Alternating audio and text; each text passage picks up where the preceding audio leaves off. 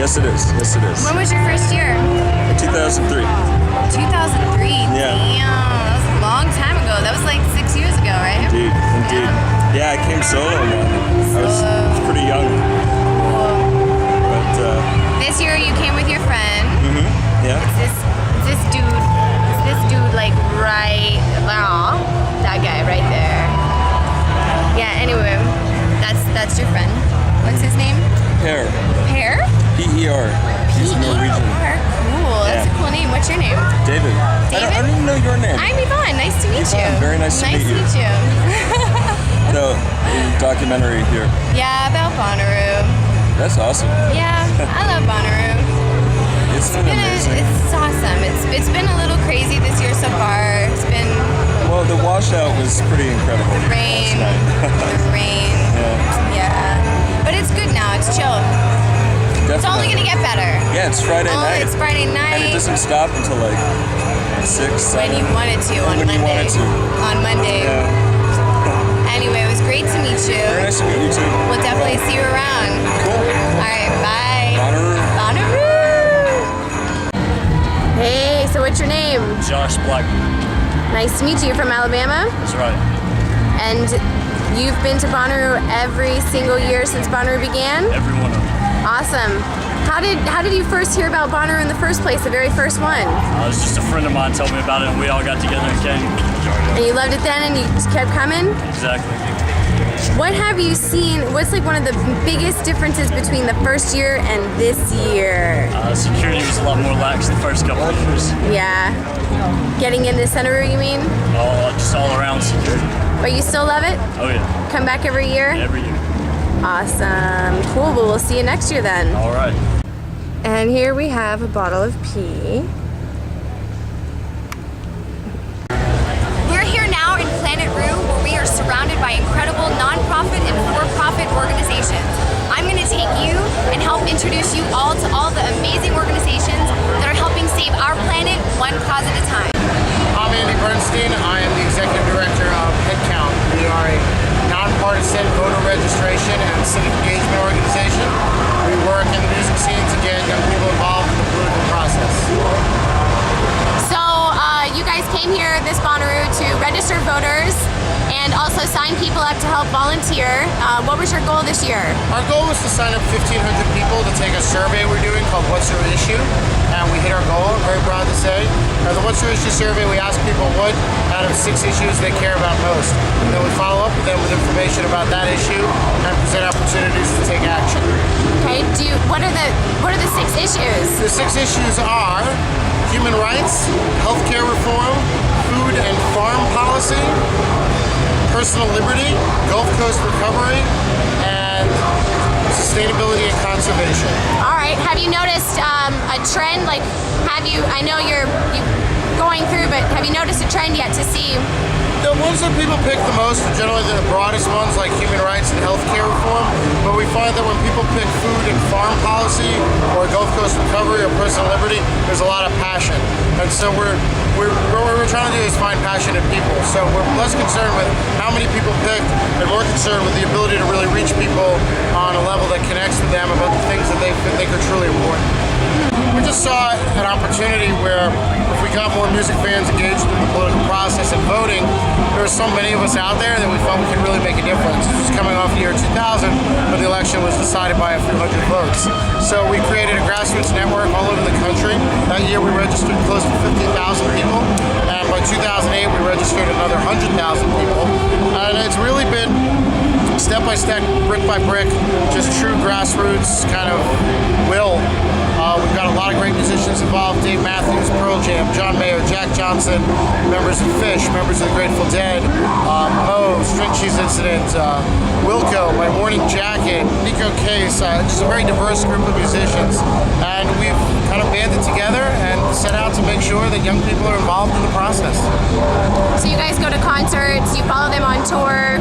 Yeah, we have teams in 40 cities, and whenever a band we work with is coming to that city. We set up a table to register voters, have them take our survey, learn about local volunteer opportunities, and then we'll also come to festivals like Bonnaroo. We'll send teams out on the road. Last year we were out on the road with 7 different bands, and we're able to cover a lot. We did over 1,000 concerts last year. We have 4,000 volunteers around the country.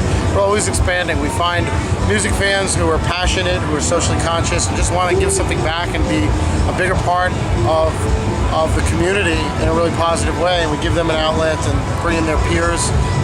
We have a website, headcount.org, which has a lot of original content now. We're just trying to take people's passion for music and the energy that's there and slowly but surely translate that into passion for the planet.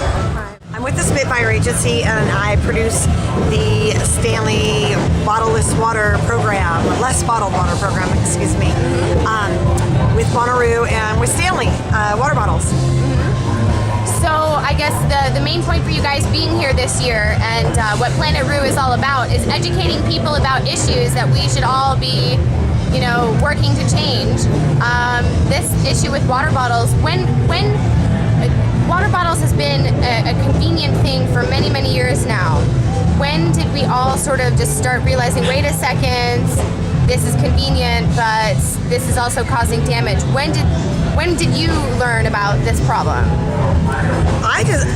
The first time I remember being really appalled by it was out at Woodstock, the big one where the riots happened, because they were charging like $7 or something, I don't remember exactly, but it was really high for water, and we were going, wow, this is more than fuel for a bottle of water than a gallon of fuel, right? Mm-hmm. So I remember then thinking that there was a real problem. At the average summer festival, each person will buy 24 bottles of water in the 4 days.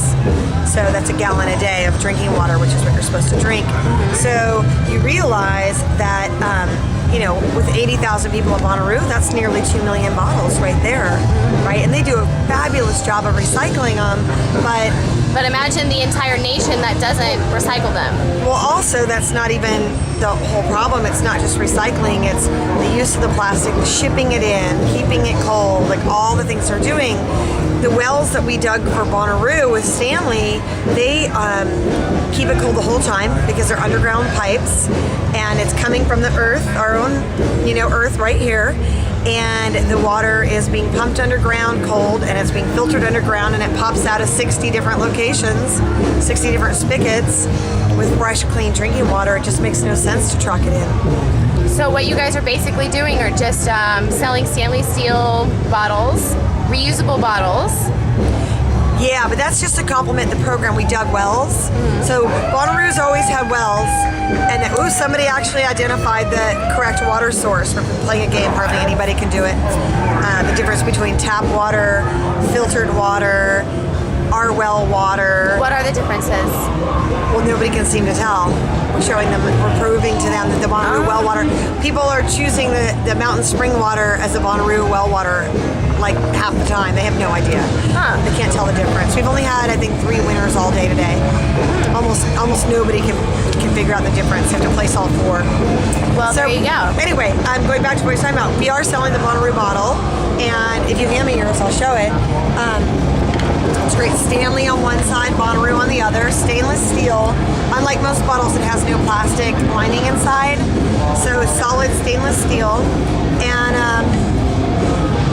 beautiful. And it helps to support a couple things. One is it helps to fund the digging of the wells, which are long-term programs for people to have free water. It's really lovely at Bonnaroo because if you think about it, every time they sell a bottle of water, there's a profit involved, right? So they lose money by digging wells, but obviously they care very genuinely about reducing the waste. So it's really neat. Additionally, it goes to fund Global Water Challenge, which is a nonprofit that builds drinking water systems around the world for impoverished countries. So some are rain capture, some are wells, various forms of free, clean drinking water. So what we're doing at Bonnaroo is like a little microcosm of a bigger world problem. So our tiny little community here at Bonnaroo can experience what it's like to be really thirsty, hot, not have access to water, and then suddenly a well's built, and how lovely that is. Beautiful. So yeah, so that's what we're doing. All right, well, thank you for all of your hard work here at Bonnaroo. Thanks.